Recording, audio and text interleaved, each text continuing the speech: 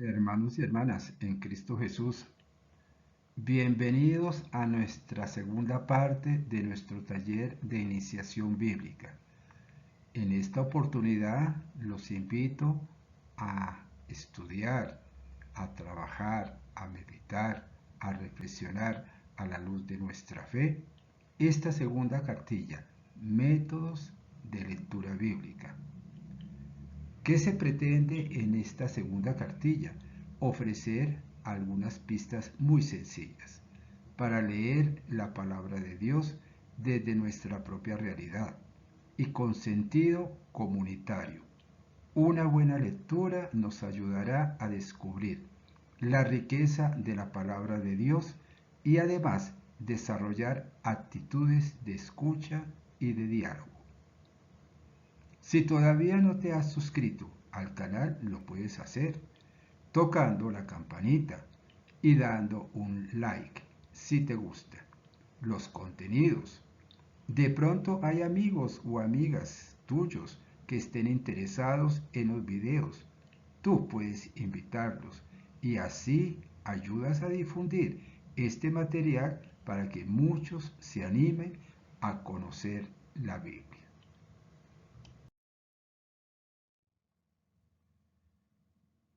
Muestro en esta otra parte cuando se hizo el lanzamiento del canal. Dice así, gran lanzamiento, no te lo pierdas. Y encuéntrame así. Tú en tu celular o en tu computador me puedes encontrar con esta marca. Se puede decir, @Leopoldo Uribe Cruz. Si tú escribes Padre Leopoldo, no me vas a encontrar. Solamente Leopoldo Uribe Cruz. Así como me bautizó el Padre cuando mi papá y mi mamá me llevaron al bautismo en la parroquia ya Sagrada Familia en la ciudad de Bucaramanga, Santander. Entonces usted me puede encontrar así, @Leopoldo Uribe Cruz en el canal YouTube. Y aquí hay un dibujito donde dice suscríbete y toca la campanita. Y hay un cuadrito ahí, dice, se puede escanear también ese cuadrito QR para poder también entrar en mi canal.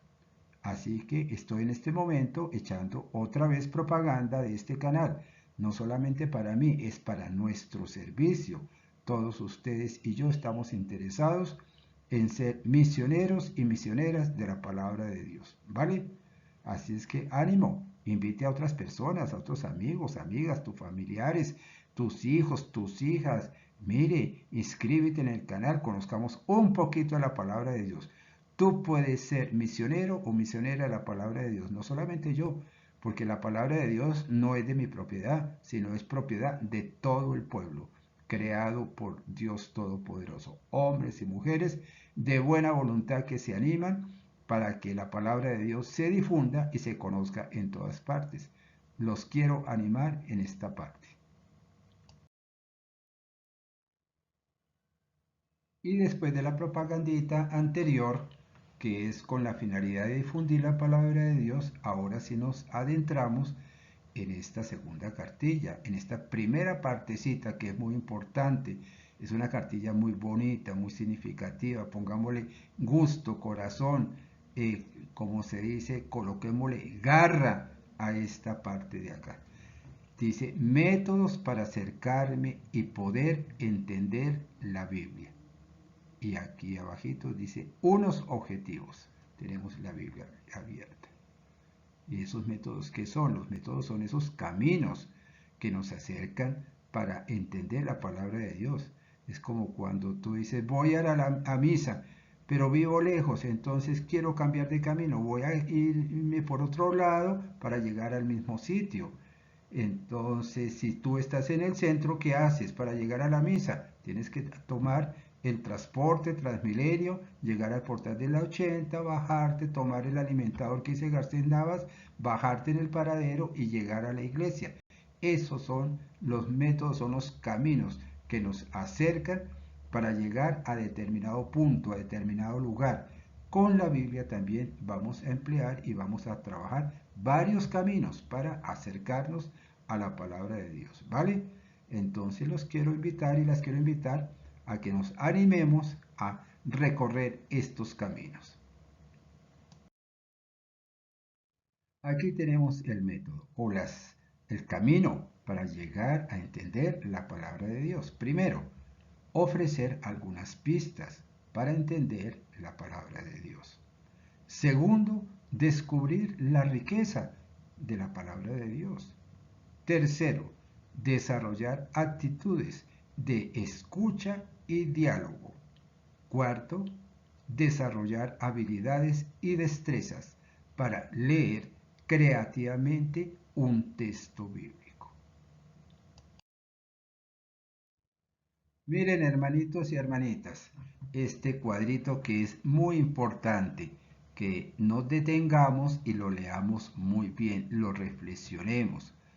Cuando aparezca en el video, le colocamos pausa para que lo leamos y lo volvamos a leer y nos detengamos en cada una de sus palabras para que lo comprendamos y lo entendamos bien. Entonces dice, vamos a tener en cuenta unos criterios. Primero, Biblia y vida. ¿Se acuerda que lo trabajamos en nuestro primer taller? Que Dios nos habla en la Biblia y en la vida. Entonces, la Biblia es parte de nuestra vida y cuando la leemos encontramos muchas cosas que pertenecen a nuestra realidad. Segundo, objetivo. La Biblia nos ayuda a interpretar mejor nuestra realidad cuando la leemos, reflexionamos y oramos. Tercer criterio, Dios, su Hijo Jesucristo nuestro Señor, el Espíritu Santo nos habla a través de la Biblia y de la vida. Cuarto criterio, leemos la Biblia en un ambiente de fe y oración. Y quinto, lectura transformadora, porque nos lleva a comprometernos solidariamente con los más necesitados y vulnerados. Y aquí en esta otra parte hay un triángulo. En el centro del triángulo tenemos la palabra escrita, palabra de Dios. Y en un vértice del ángulo tenemos acá la comunidad eclesial, todos nosotros, que está apoyada en la fe. También en el otro ángulo tenemos la realidad de la vida. Y en el otro ángulo tenemos el texto. Entonces, ese triángulo siempre debe estar presente en nuestra vida y en nuestra existencia. La realidad, todo el texto bíblico y nuestra fe. Y en esta otra parte vamos a tener y desarrollar cada uno de nosotros actitudes para leer la Biblia, para leer la palabra de Dios. La primera actitud que debo de tener es disponer el corazón. ¿Esto qué quiere decir? Aprender a amar a Dios y al prójimo.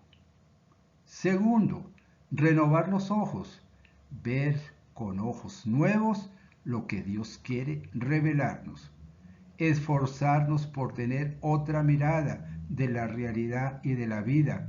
Esforzarnos en descubrir el sentido auténtico del texto leído.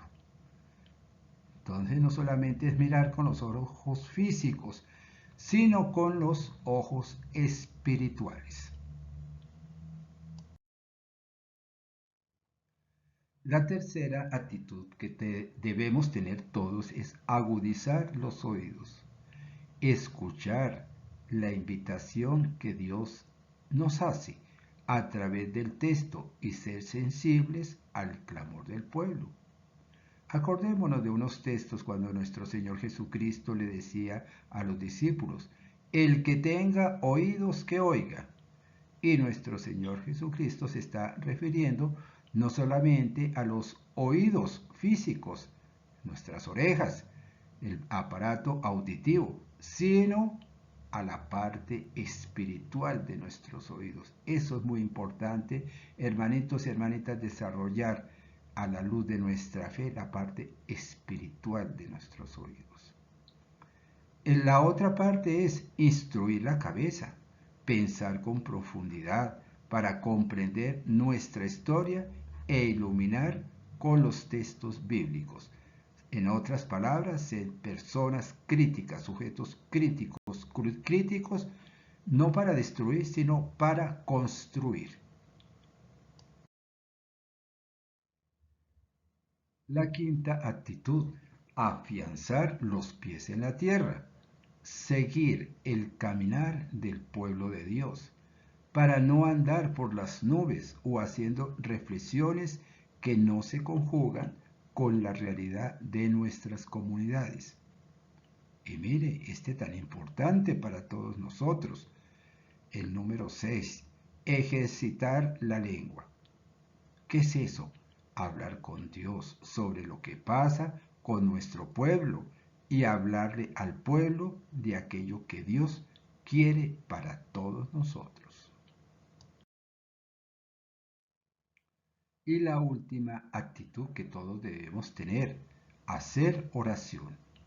Pedirle al Espíritu Santo que nos dé luz y fuerza para compartir con el pueblo la fe, la esperanza y el amor. Esta parte nos permite hacer una lectura no solo racional, sino de fe, de profunda fe. En esta parte nos vamos a acercar al texto bíblico. Un texto bíblico es como una casa. Hay que entrar en ella. ¿Por dónde entramos? ¿Por el techo? No. Entramos por la puerta y recorrerla en cada una de sus partes, incluso en sus cimientos. En esta parte nos vamos a acercar al texto bíblico. Un texto bíblico es como una casa, como un apartamento. Hay que entrar en ella, recorrer la casa en cada una de sus partes, incluso en sus cimientos. Primero, debemos reconocer las partes de un texto bíblico. Un texto bíblico se parece ¿a qué? A las partes de nuestra casa. Partes de un texto. Un texto tiene primero la palabra, segundo la frase, tercero el párrafo y cuarto el texto en sí. La palabra son unidades mínimas que expresan conceptos o imágenes. Ejemplo, perro, campo, mesa, puente, rosa. En la lectura es importante reconocer las letras y las palabras que están escritas en el texto.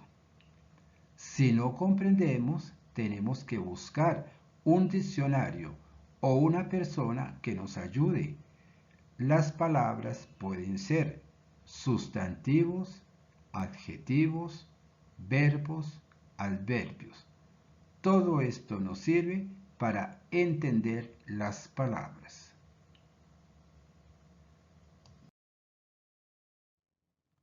Miremos este ejemplo.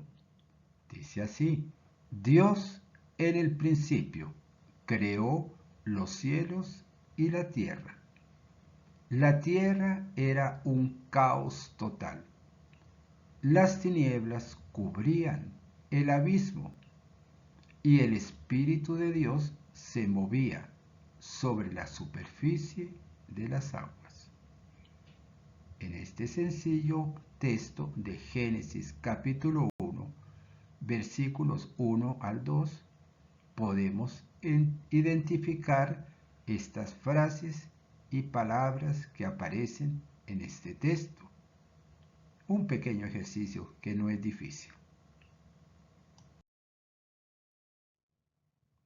Segundo, la frase es un conjunto de palabras, o sea, varias palabras que se reúnen y que forman un sentido completo. La frase termina con un punto o un punto y coma o con unos signos ortográficos. Vean aquí el ejemplo. Alberto es el hermano mayor de la familia Rodríguez. Ahí hay un punto y coma. Juan, hay una coma. El menor, punto. Eso es una frase. Ahí tenemos en la otra parte el otro ejemplo. Dice, abre comillas. Eso es un signo de puntuación, un signo ortográfico. Dice así, la víbora vio la amenaza. Y ahí después de amenaza hay una coma. Y hundió más la cabeza en el centro mismo de su espiral. Ahí hay un punto y coma. Pero el machete cayó de lomo. Hay una coma, dislocándole las vértebras. Cierra comillas y hay un punto. Ahí encontramos una frase con sentido completo. ¿Cuál es el sentido completo del ejemplo de la víbora? Bueno, tú puedes analizarlo. Pero cuando se escribieron los textos bíblicos, no se había inventado todavía las reglas de la ortografía. El origen de la ortografía es antiquísimo, tanto que se remonta a los años del reinado de Alfonso X, que lo conocían con el nombre de El Sabio, en el siglo XVIII. El objetivo de la ortografía es crear un sistema común que englobe una serie de conocimientos, reglas y normas establecidas por los que pudieran regirse todos los hispanohablantes, o sea, los que hablaban español, a la hora de escribir y expresarse. La ortografía es parte de la gramática, que estudia el correcto uso al escribir las letras, acentos, mayúsculas, minúsculas, signos auxiliares de la escritura, para poder ser comprendidos e interpretados correctamente cuando se lea. Aquí tenemos un papiro en lengua hebrea.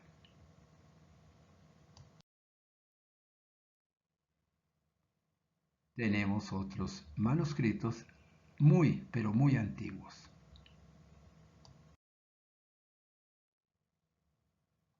Fijémonos en este texto escrito en lengua griega. Ya aparecen unos signos ortográficos. Vea, entonces ustedes pueden identificar, hay una comita, encima de las vocales hay otra comita, hay una coma, mire, hay unos signos de puntuación importantes. Entonces podemos ver ese texto en lengua griega popular, que también se denominaba lengua koiné. ¿Qué dice ese texto? Acuérdense que yo les enseñé a ustedes en la lengua griega. Por allá en uno de los videos está. Pero yo les voy a leer esta parte de acá. Dice gen, arge, gen, hologos, kai, hologos, gen, pros, ton, teon, kai, teos, gen, hologos. ¿Quién me lo quiere traducir? A ver, ¿quién me lo quiere traducir? Yo lo coloqué en un texto cuando les enseñé los alfabetos griego y hebreo. Tercero, párrafo está formado por un grupo de frases relacionadas entre sí. Comunican la idea completa del autor. Termina con un punto y aparte. Y puede contener una o más ideas del pensamiento del autor. Pero el párrafo en la Biblia es diferente al párrafo en castellano. ¿En qué radica la diferencia? Que es la unidad de pensamiento y sentimiento. Esto es muy importante en la Biblia. Por eso dice en uno de los textos que aparece en el Evangelio de San Lucas, la Virgen María guardaba todo en su corazón, y el corazón es la sede del sentimiento, de los sentimientos de las personas. Para destacar lo anteriormente, dice este texto del apóstol San Pablo a los Corintios, primera carta de Corintios, capítulo 13, versículos del 4 al 8. El amor es sufrido, es benigno. El amor no tiene envidia. El amor no es jactancioso. No se envanece. No hace nada indebido. No busca lo suyo. No se irrita. No guarda rencor. No se goza de la injusticia, mas se goza de la verdad. Todo lo sufre, todo lo cree, todo lo espera, todo lo soporta. El amor nunca deja de ser, pero las profecías se acabarán y cesarán las lenguas y la ciencia acabará. Si ustedes analizan este texto, encontramos, ¿cierto? Encontramos esa mezcla de sentimientos, de afecto y de fe, que es lo característico y bonito dentro de estos textos de la palabra de Dios. Y ustedes me dirán, ay padres, ¿qué es eso que no entendemos? No, acordémonos cuando nuestros profesores en primaria y en bachillerato nos enseñaban que era un texto, que eran palabras, que era un título, que eran los signos de puntuación. No, yo solamente le estoy haciendo un recordatorio de cuando nosotros estudiamos en la primaria las clases de castellano y de ortografía, que es muy importante tenerlas en cuenta cuando nos acercamos a un texto bíblico. ¿Usted no se han dado cuenta que a veces la gente lee textos en la iglesia y lee a toda carrera sin puntuación y sin nada, y resulta que ni ella entiende ni los demás entienden? Precisamente lo que queremos acá es acercarnos a un texto bíblico bien entendido, bien explicado, bien comprendido con nuestra mente, con nuestros ojos, como decía al principio de esta explicación, con unos oídos atentos, despacito, porque no tenemos afán ni estamos interesados en pasar las palabras a las carreras, sino comprenderlas y entenderlas. Esa es la invitación que nuestro Señor nos hace a cada uno de nosotros. Bueno, en esta parte el texto. El texto es un conjunto de párrafos que, unidos entre sí, forman un tema. El texto comienza con un título o subtítulo que en pocas palabras expresan el contenido del tema. En la Biblia encontramos una gran variedad de textos con una gran variedad de temas. Podemos encontrar un tema en un solo capítulo. Por ejemplo, en la vocación de Samuel podemos ver ese texto. Primera de Samuel, capítulos 3, versículos del 1 al 21. Entonces, el tema es la vocación de Samuel.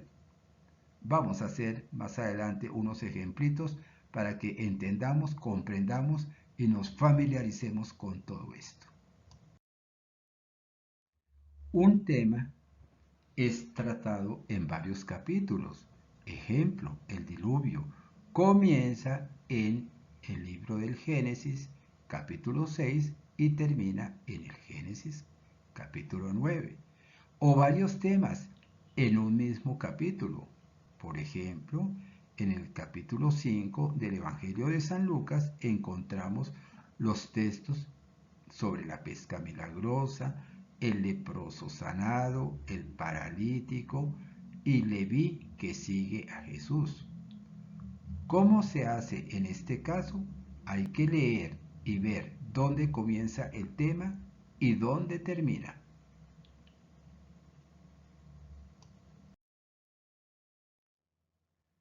En síntesis, para una lectura provechosa debemos aprender a reconocer las, porque son una clave para entender el tema. Aprender a saborear las que tocan nuestra vida y nos motivan a la reflexión y motivación y descubrir en cada el mensaje central que nos quiere dar el autor del.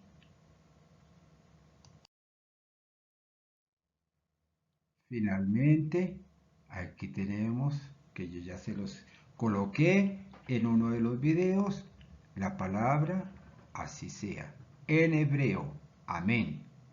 Y la palabra en hebreo también, shalom, paz. Shalom, paz, Israel. Shalom para Palestina. Shalom para Israel. En el nombre de Dios, paren esas guerras y dialoguen con él como hermanos y hermanas con la misma fe en el Dios liberador, en el Dios de Israel.